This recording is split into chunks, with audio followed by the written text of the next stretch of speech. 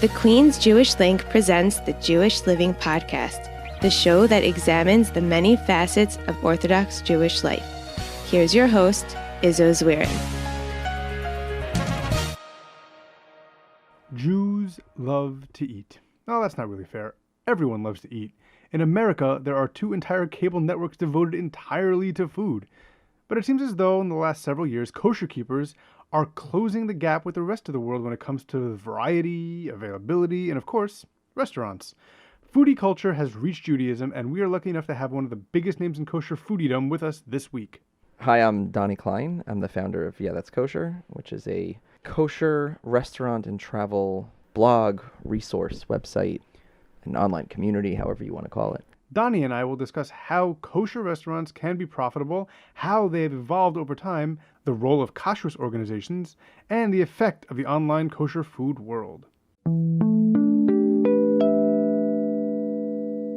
All right, Dani, thank you so much for joining me this week. I appreciate it. One of the first people who actually came to my house to record since COVID has started. We've been doing most of these over Zoom, but I'm glad that we're getting back to normal, that I could have people over and record in person. Thank you for coming. Thank you for having me. So, Dani, first, a little bit of background about you.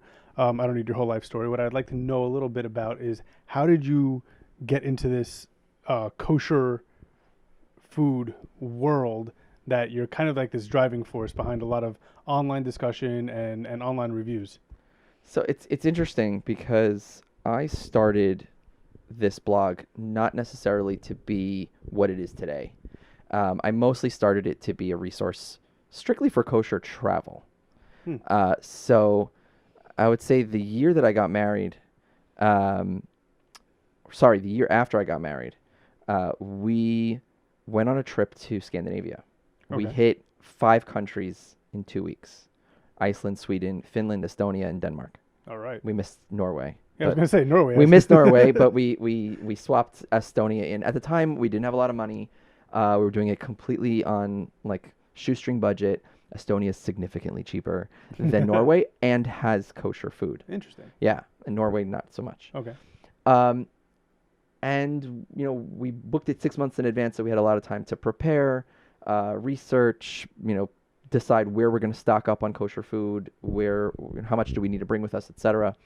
What we found out is that a lot of the information that we had done research on at the time was very stale. The internet in 2007, 2008 isn't what it is today. And so you had pieces of information that were just on there for many years, and who knows who was updating it. Or we were looking at travel books, and even the travel books are outdated, especially as it relates to where a shul is, or when a market is open, or what kosher restaurants exist. So because we had these trials and tribulations on this trip, I decided there needs to be this kind of living, breathing website where not only me, but other people can contribute, Jewish kosher travel related advice to future travelers in the kosher space. So that's kind of really how it got started. I would say within a year or two after launching, a lot of people were now coming to me for questions and advice about kosher restaurants.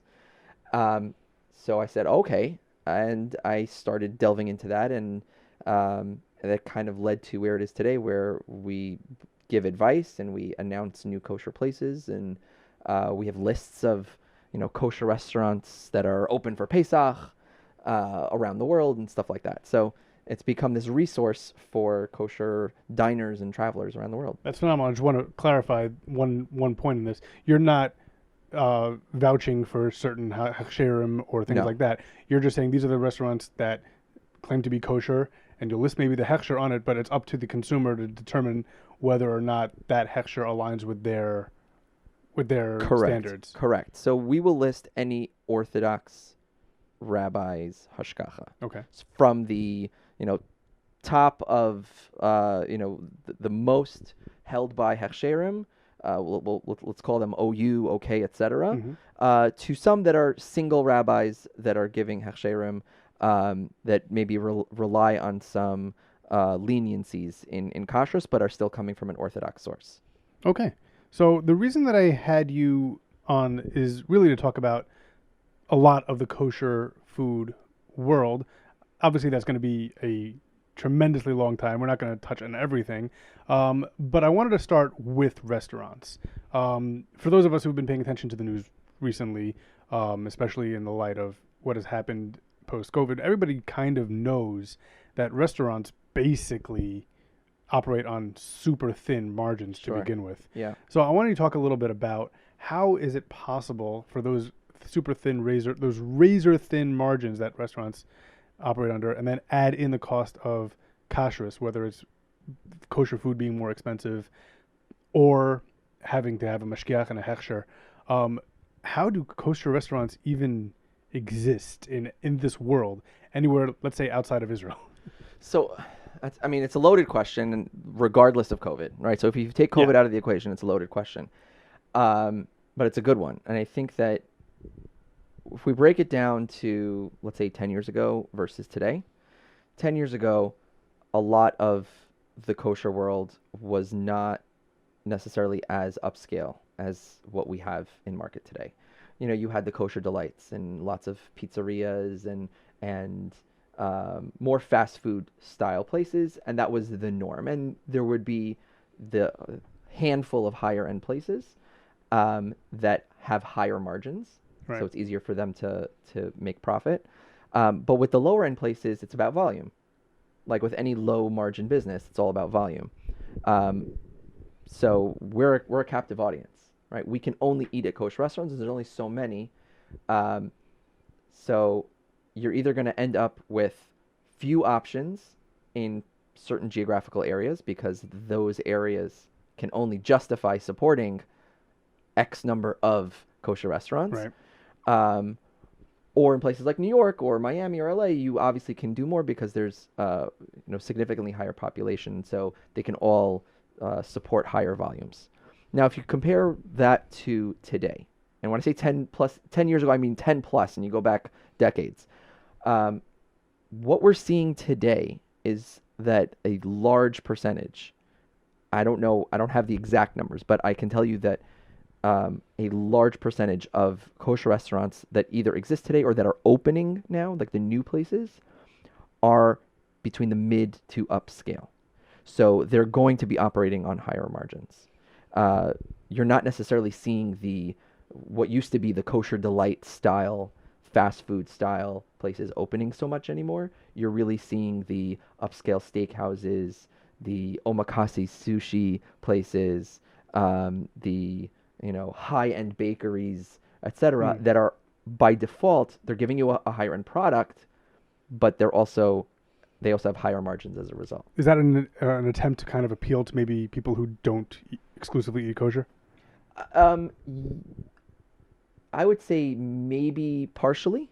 I think that any kosher business that wants to do well outside of a very, very, very frum residential area, particularly, let's say, Manhattan, they need to bring in other business. They need to bring in the non-kosher business, the business crowd, where you're going to have people who keep kosher and people who don't keep kosher, and everybody will feel comfortable eating there. Right. I think that's a small part of it. I also think that when we're talking about who is this appealing to, let's think about the difference between our generation, mine and your generation, right? Well, I think I believe I'm an older millennial, right? Yeah, we're in the same boat. Yeah. So our generation, we're kind of sort of near our prime in terms of earnings, in terms of maybe wealth. And even though we've got kids at home and we own property and etc., but I bring this up because the millennial generation cares more about experiences than about physical things, than about objects. Now, this is true for our generation in totality, regardless of the Jewish community. Right. We're talking society at large.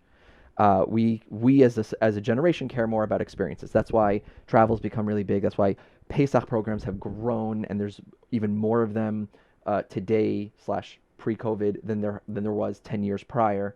And that's why businesses can get away with charging significantly more for a a dining out experience than they could have Right. 10 years ago, because the people who are going out to eat a lot, i.e.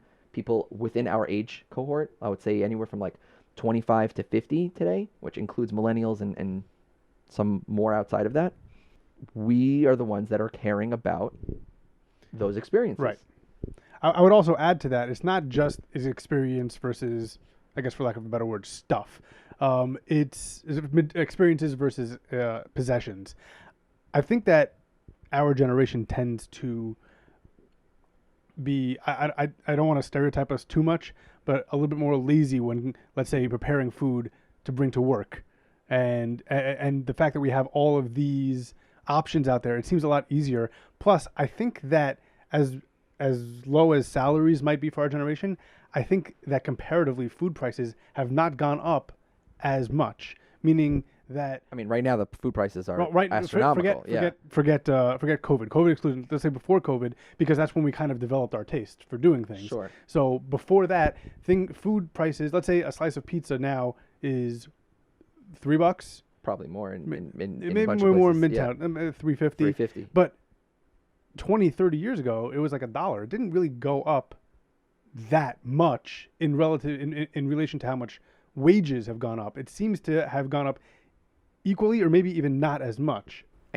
I don't have the Right. inflation to food price data to tell you accurately or not whether that's true. Right. So what I'm saying is that, I think even before COVID, millennials have decided that, we'll sacrifice the little extra dollars in order to not have to prepare work food. So you said lazy. I see it as conserving time. Right. You know what? That is actually a better way of putting it. Conserving time. We have long commutes, things like that. But I think that goes back to what I was saying before. We value experiences, which is time. Right. Right? Like your stuff is something that like you have a possession over, but I'd rather use my time to experience something, whether that's travel or food, restaurant experience, etc. So let's bring it back to restaurants' margins, because I want to really nail that down. COVID specifically has been very hard on restaurants in general, even as we mentioned. More so outside of the kosher world, but yes, So but yes, everybody. That's what I I was going to ask. Has the effect on the kosher world been different than the effect on the restaurants outside of the kosher world? So I wanted you to talk about that. Absolutely. If you're looking at any sort of economics or reports from the wider society in the United States in particular, but I'm sure that this applies to most other Western nations, restaurants have had a really rough go, particularly because you have a lot of people not going back to work, and even though people are going back to work, they're not going back to work in the same numbers that they used to. Yeah, frequency. Or frequency, right? Like I'm right now, I have a corporate job. I only go into the office currently only one day a week, and that's optional. I'm choosing to go in one day a week. I could go in more. I'm not. Eventually, I probably will. I don't know that I'm ever going to go back in 5 days a week at this stage within my current role. But when you trickle that down to non-kosher restaurants are competing with literally every other non-kosher restaurant. There's many, many, many more of them. Whereas within the kosher world, there's a finite amount. Right? Granted, our populations are significantly smaller, but we tend to live all on top of each other in clustered areas, and we are a captive audience. So we are we're known to support our own communities. We can't eat at the non-kosher restaurants, so it's not like we can support their businesses. We're going to support the few kosher businesses that are in our Dalet Amos, that are right near us. We're going to support. Right. Number one. Number two, and this is something that I wrote about in an article earlier this year about why kosher restaurants didn't close en masse last year, and why we're actually seeing, just right now, I have a list of about 30 kosher restaurants that are opening between New York, Lakewood, Miami, and a few other places, and one closing. So I have one closing and about 30 opening. Oh, Why is that happening in the kosher world, and why are non-kosher places struggling? And my theory is that our society, especially in the frum world, is that we socialize around food. And so the restaurant, especially today, and especially everything that we've just talked about in the last 10 minutes, the restaurant is a place where we're getting our entertainment or our socialization. We enjoy the experiences around food, and that's where we're going with our friends. That's where we're going with our families. That's where we're going with our business meetings. Not everybody in the frum world goes to the movies. Some do, some don't. Not everybody in the frum world goes to bars or to other forms of entertainment that the rest of the non-Jewish world goes to. Restaurants is really that place where we coalesce around as a society. You see your friends there, you bump into people. It's a nice experience. So that's something that we did the second that that restaurants were no longer doing delivery only last year, and they started opening up for any form of in-store dining. Our community was out, right, and supporting those businesses, and we wanted those experiences. Those are our experiences. Those are our way of going out. Motzei Shabbos, people are going out to eat. right. That's all I did when I was a kid. When I was And as an adult. But when I was in high school, like my entire Saturday night in the winter was pizza and then basketball, and then maybe back to pizza afterward. Sure. That's what my Saturday nights were. And you're right. I guess it became kind of the point where restaurants are now as part of a community, maybe not as much, but they're part of a community the same way that like a shul is, where people get that social experience that they would if they go to, like, again, we'll go with the food, a kiddush after davening. Yep. That they would maybe going out with a group of friends to a pizza store or to a burger place. Right. Like it's a great metaphor. I'm not going to the kiddush in my shul because the food is amazing. Right. I'm going because I want to be around my community and I want to socialize with them, and I'll nosh and I'll eat, but I'm not there because, oh my God, the food's amazing. Yeah, and you could take that food home and it won't taste as good because it's not, even if you do the whole Shabbos thing. Like if you do like, oh, Shabbos made it taste better. No, it's the people that you're with. Yep. Made it just a better experience. Now layer on everything that we were just talking about the upscaling of kosher restaurants, that we're seeing now in New York and Miami, LA, and Chicago and cities throughout and everywhere, not just in America either. No, Toronto, Montreal, Paris, Tel Aviv, Jerusalem, you name it. I won't say London because we don't talk about British food. Not London proper, like really and by the way, the kosher restaurants in London aren't serving British food. They're serving all the other cuisines. We went to Hendon, and what they call an American slice was interesting. That's what we call a Hawaiian slice. Pineapple? It was a pineapple slice. I called it an American slice. That's blasphemous. Yeah. Well. All right. Regardless, when we're thinking about the upscaling of kosher restaurants, they're now destinations. They're now places that are like really cool, right, well designed, with art, with music, with real ambiance, with like legit ambiance, and it's a place you want to be. Right. Even if you're just going for dessert, like you just want to be there. Now, I want to talk to you a little bit about kind of, we spoke about this generation, our generation, but related to that and related to what we were just talking about now is this online community of food lovers in the frum community. Mm-hmm.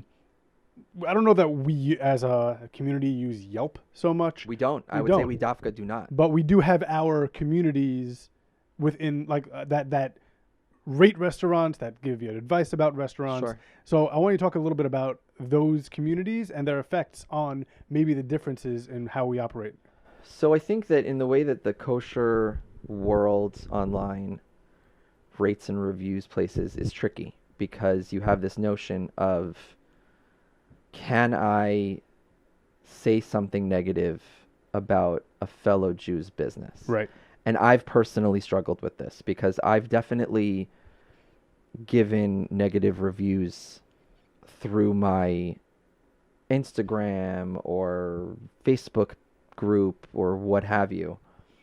And I've realized that, obviously, like with the following that I have, I think that potentially good or bad, depending on how you're looking at it, and it can have an outsized influence on how people view a restaurant. And what I've come to terms with is that even if I have a negative experience, unless it's truly, truly, truly awful, somebody else might go the same day and have a really great experience. And what we're seeing is there are certain Facebook groups and certain online communities where people will very specifically not leave like negative reviews, but they'll say what they liked about a place, but they won't necessarily go into detail on the negatives. And that's kind of where I've been shifting a little bit over time, unless it's like a truly horrendous experience. There was I'll give an example. There was a kosher restaurant that opened up in Brooklyn. I want to say 3 to 4 years ago. Okay. Maybe 4. I don't remember exactly what year it was. And they invited me in before they opened to taste a few of their dishes and give them some advice and just give them feedback. And obviously, I take pictures of my food because I'm that guy. And right, I like my friends and family know already if they're going out to eat with me that like I'm that guy that does it. But like, it's funny, I'm not that guy, but we actually, my wife and I just recently went out to a restaurant on your recommendation, and my wife became that girl.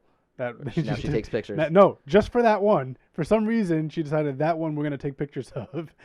Maybe it was your influence seeping what down. restaurant was it? It was the Georgian restaurant in Queens. Marani, which Marani's excellent. Which yes. I could not remember the name of. Marani is like my number one go-to Queens restaurant. But this particular restaurant, they weren't open yet, and there was so much wrong. Right. There was so much wrong with this place, and it was very clear to me that neither the chef or the restaurant owner knew what they were doing. I tried to give them whatever advice I could in my limited capacity. And, I told them which dishes I liked, what I think needed work. Also, their menu was really weird. Like, it clearly needed to be proofread and like just designed properly. And I never ended up posting the pictures from my meal about that place, particularly because I didn't want to say so many negative things about a place before they opened, right? They at least give them a chance to, open and get their feet wet. So on their own, they lasted 6 months. I think it was pretty clear, like from the general consensus, like it was very clear that they didn't know what they were doing, and they pretty quickly went out of business. I think it's a struggle for a lot of people, and I personally struggle with it, and I don't think that it's a clear answer. I think it's on one hand, I think it's very important for me to forewarn people and say like, right, hey, I was going to say it's different for you. Don't waste your money at this place. But then at the same time, like there's people's money at stake on both sides of the coin, both the consumer and the business owner. And I'm generally very pro-consumer, but I'm also sympathetic to startups and business owners, especially the vast majority of these people are small business owners that own one restaurant, not a chain. And I'm sympathetic to them as well, and I want to see everybody succeed. I know it's inevitable that not everybody will. Right. So I think it's definitely difficult for people to, and not just me, but for people in general, to weigh that balance. Do we forewarn our fellow kosher consumers from this place that either has bad food or bad service or whatever to their parnassa? Right. And obviously, rabbis are weigh in on this, and they have a pretty clear stake on it.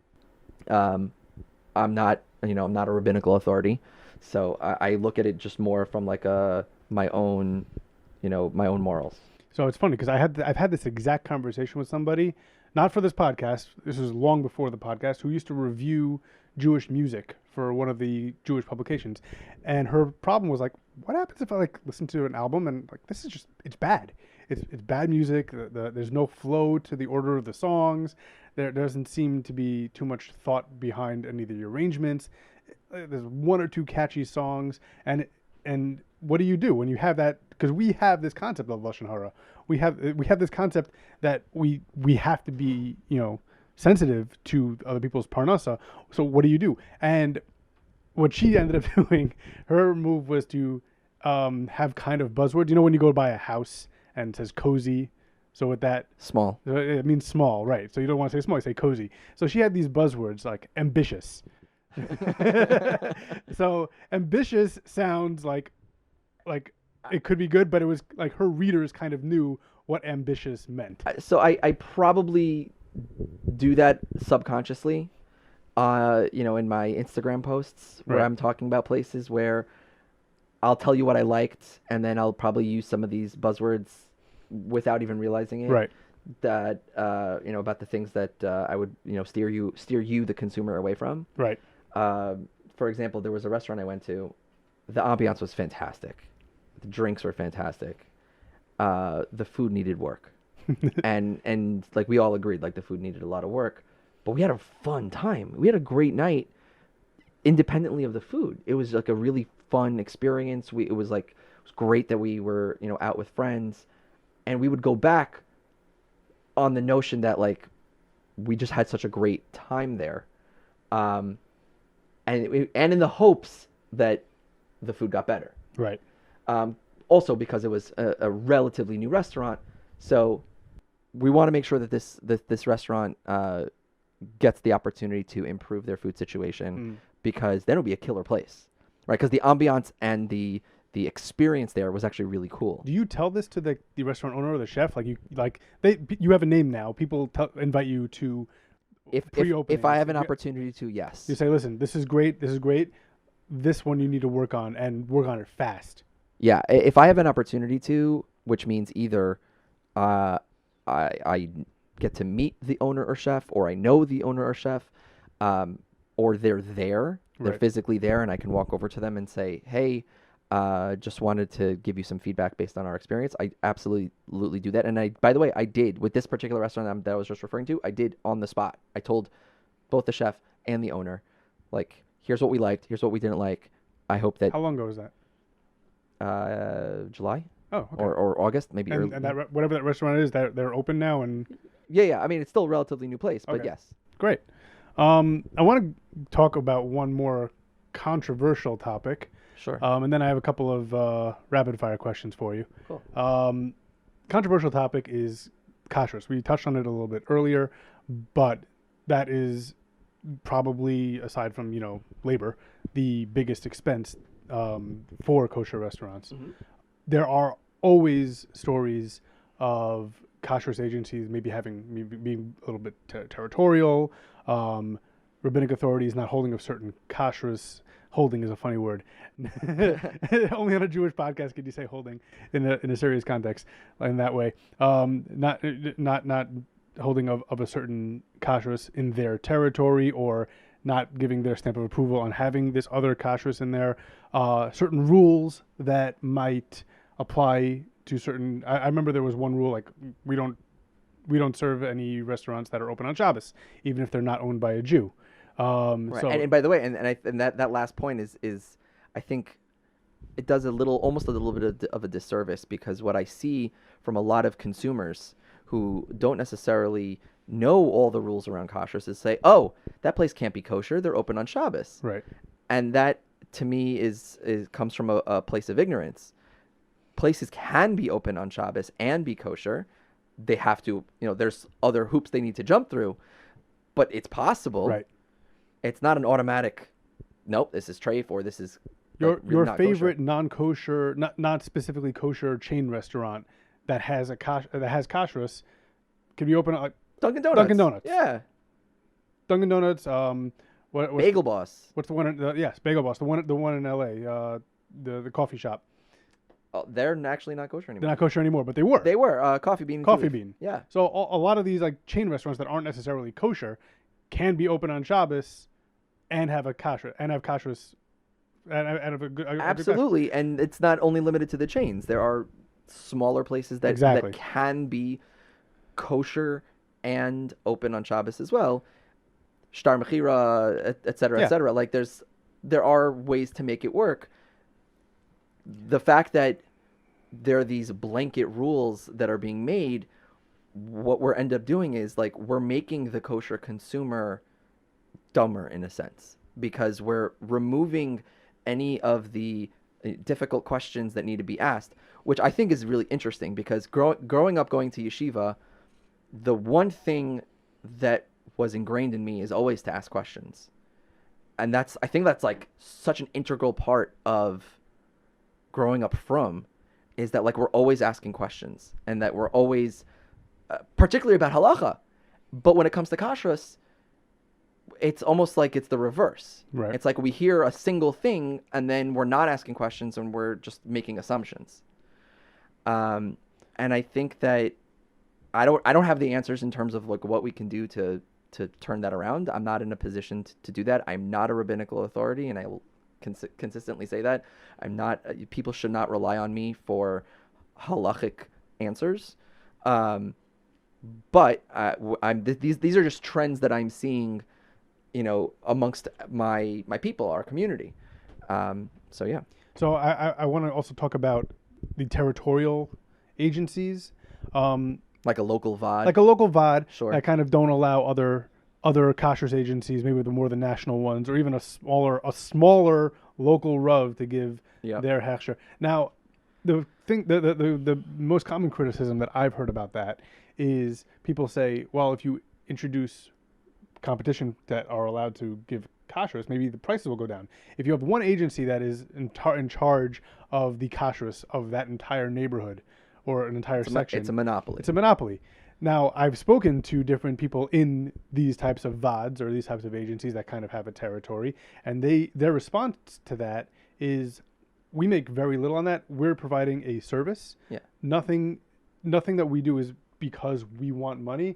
In fact, if you bring in another agency, they'll charge about the same, maybe a little bit less, maybe a little bit more, but it's not going to make a huge difference in terms of what the restaurants have to pay. They're doing it as a service to the community. Yes, their mashgichim have to make money and they need to have some operational costs, but for the most part, they're not charging you anymore. And restaurants have some, like the ones that I've spoken to individually, have kind of concurred with that. So I was wondering about your perspective on this. So what I've heard from one or two, the local VODs and like why they want to maintain that sort of quote unquote monopoly is they want their community to maintain certain standards. Okay. Right. Like I think that that's the message. And so that when you have this outside or secondary hechsher or rabbinical authority, you're now no longer operating under a single standard. There's now multiple standards, and it might confuse the consumer. I get that. I understand that. But I think that when you have oftentimes arbitrary rules that are not food related, that then seep their way into decisions for what a kosher restaurant can and cannot do. I think the biggest example that we've seen is like, can you have a TV in the restaurant, right? And that's been a major source of debate for multiple different hechsherim. We've also seen like names of restaurants being forced to change, right, because some rabbis or authorities thought it was inappropriate or whatever that is, and forced that to change. And then there's a huge consumer backlash as a result, because you see that they're like, you're now weighing in on things that are not related to, your scope, so to speak. Right. I don't, I'm not in a position to have a say in this. I'm not a rabbi. I'll say it many times throughout this podcast, but also, when I talk about kosher restaurants in general, I have my personal opinions in that, like, I'm, I guess, more of like a free market capitalist. So I like competition, but I do understand some of the perspectives of those agencies. And I think that when you think about a community, let's say like in Southern Connecticut, where there's only like so many Jews, and for them to have more than one VOD would be silly. Right. And so it makes sense that there's a single VOD and everybody holds by it and they're the authority. But then when you get into other communities in the New York area where there's just a lot of people, that you can justify almost having two standards, right? So you have the super machmir standard and then you have the less machmir standard. You can't expect everybody to hold the same way. There we go, holding again. You said it all twice in that. Right. But again, like I know that people will disagree with me on this, and that's okay, and that's fine. Ultimately, I have no real say on this. It's just, what I think mostly as a consumer, right? Because I'm in on this as a consumer. I enjoy going out to eat, and I would love to see really top-notch places be certified by Orthodox Rabbanim. So yeah. Yep. I want to get to my my rapid fire questions. Sure. All right. So, what's a restaurant that we don't have in the kosher world that you think would be very successful? So I'll speak to New York. Speak to New York, because that's probably outside of Israel we have the most. Right. We don't have a kosher Thai place in New York. We might have a place that like has a few Thai dishes, but we don't have a real Thai, or I'd even throw in Vietnamese. So I grew up in Queens. There was a Thai place that did not last. I mean, this was probably 15 years ago. Maybe our appetites have changed for it. There's two in Los Angeles. Interesting. I remember having Thai in Tel Aviv many years ago, but I don't think we've really had like real good like Thai and or like Vietnamese, like Southeast Asian cuisine in New York. I'm not talking about Chinese or Japanese. I'm talking like it's a completely different thing. I know you mentioned how our tastes have gone upscale. Would a kosher diner work? Like it's going the other way. Yeah. Think of fast food and then lower it down a few notches. I think like location is paramount with a kosher diner. I know that they've been tried, particularly in Brooklyn. Right. Kosher diners would only work where there's a late night scene or vibe, which is why growing up in Brooklyn, we would go out to eat super late at night. I remember going out for bagels and pizza at like 2, 3 o'clock in the morning, or for substational also at like 1 o'clock in the morning. Out here, in Long Island, maybe in the Five Towns. But even then, like the latest places in the Five Towns are not open super late. It would need to have a vibe that has like where like the community is out late. I'm not super familiar with how people go out late in like Muncie or Lakewood. If those are places where people are going out for food late at night, maybe. But it's hard because like the whole concept of diners is that like you're open late, you're like 24/7, 24/6 in our case, right? Right. That requires a lot of staff. Typically a long menu, and we're actually seeing restaurants go the other direction, menu, yeah. Right? Cut back. Right. Okay. Always something that I thought of.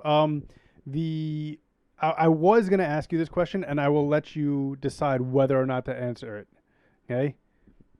Go to restaurant. You just in the mood for something good. You want to get something out. The reason I'm allowing you to not answer it is because you have a lot of people that look at you and say, how come you didn't say my restaurant? So I'm going to give you the out if you don't want to answer it. Listen, I just because I give an answer to this doesn't mean that I won't also really like and recommend other places. All right. The answer I'm going to give is a go-to, meaning I can go here. We're in the New York metropolitan area, so we'll stick to the let's say the tri-state area. Sorry, out of town. One of my top answers would be chimichurri. Okay. Not only because I live near a couple of them, because they basically created a triangle of restaurants near where I live, but also because like they're priced right, food is always good. I don't think I've ever had bad food there, and it's not going to break my wallet every time I go in. Like there are very expensive places that I enjoy as well. I just can't go there with that same type of frequency. I've enjoyed myself at chimichurri. I've gone and asked them what's the spiciest level of wings they have, and then I said, okay, can you bump it up a couple of levels? And they can't. I've asked them in each location that I've been to, and I'm like, what? Just put it a little bit spicier. If anybody out there knows any more spicier wings than chimichurri, which are very good, I'd be very interested in trying. Probably gonna need to bring in your own like ghost pepper sauce with you. Right, that's true. I want you to take a little bit of time to plug your websites and where we could find you online. Sure. So, yeah, that's kosher.com. It's the main place where you can read articles and content, and subscribe to emails there to make sure that you're getting the newest content up to date. In terms of social media, Instagram right now is the biggest place. So at any social media channel, just the username at that's kosher. And that includes Twitter, Facebook, TikTok, even YouTube, all of those places. And I'm pretty active because I do work in social media professionally. So I'm fairly active on social media channels. People who have questions and want like fairly quick responses, I'm usually pretty quick. You work in a place where your boss is never going to walk by your desk and say, "Why are you on Facebook?" That's my job. Yeah, sort of. That's a whole separate conversation. But yeah, I try to get back to people within a reasonable amount of time. Separately, and this is something that hopefully can make it into your podcast. Oh, we'll make it. We are about to launch an app that some people already have on their phones, and they know it as Kosher Near Me. But it's going to be rebranded with That's Kosher. So think That's Kosher Near Me. So the Kosher Near Me app is fantastic. It's a great app. I'm partnering with them to make it better. Phenomenal. And it's available on Apple and Android? Apple and Android. A lot of you listening to this may already have it on your phone. So when the update comes out, you'll just literally click a button, it'll update, and you'll see the new branding there. And if you haven't downloaded it yet, download it now. It's a great way to have basically a map of kosher restaurants in your pocket. That's phenomenal. And also one thing that was, I think, just announced today on the day of recording, you're going to be a panelist at the annual Jewish Food Media Conference. You want to talk a little bit about that? Sure. So I think that this conference has been running a bunch of times in the last decade. This is, I think, my third time speaking at this conference. It's happening on Monday, November 8th, in the Fireside Restaurant in Muncie. It's mostly the purpose of this conference is mostly for people that work in kosher media. So that could be people who are journalists for newspapers, people who run kosher Instagram accounts, bloggers, cookbook authors, people who create content around the kosher world. That's what this conference is meant for. All right. And where can people buy tickets for that? Do you know? I literally just posted that to my stories, but that's probably going to be offline when this podcast is live. I don't know the URL off the top of my head. You know what? We'll post it to our social medias, Sure. And Dani, you can share it however you want. You'll probably find it all over. If you follow Dani on Twitter or any of his social medias, you'll probably know where they are. And of course, we'll link to it as well. Dani, is there anything else you want to leave us with? I'd love for people to go out and try things that they haven't tried before. Visit places they haven't visited before. Go travel to places even though kosher food doesn't exist there. Get out of their comfort zone. I think that so many of us in the Frum community, like, we know what we know, and like we kind of just like we want to do more of that. And I'm trying to encourage people to, like a good millennial, encourage people to experience new things. And if I can do that through what I do with That's Kosher, then I'm fulfilled. Dani Klein, we've been trying to get this episode recorded since the beginning of this podcast's inception. As a matter of fact, I looked back into my notes on this particular episode, and we had scheduled to meet in December of 2019. Wow. For whatever reason, that didn't happen, and then COVID happened, and I'm so glad we were able to do this.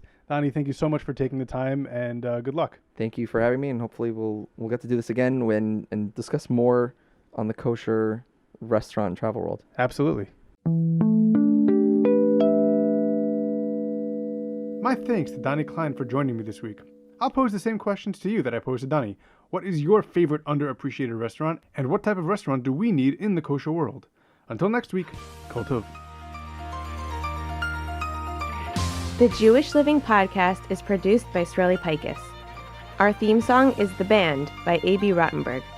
Follow us on Facebook at The Jewish Living Podcast and on Twitter and Instagram at Jewish_living. You can also email the show at jewishlivingpodcast@gmail.com. The Jewish Living Podcast is recorded in conjunction with the Queen's Jewish Link.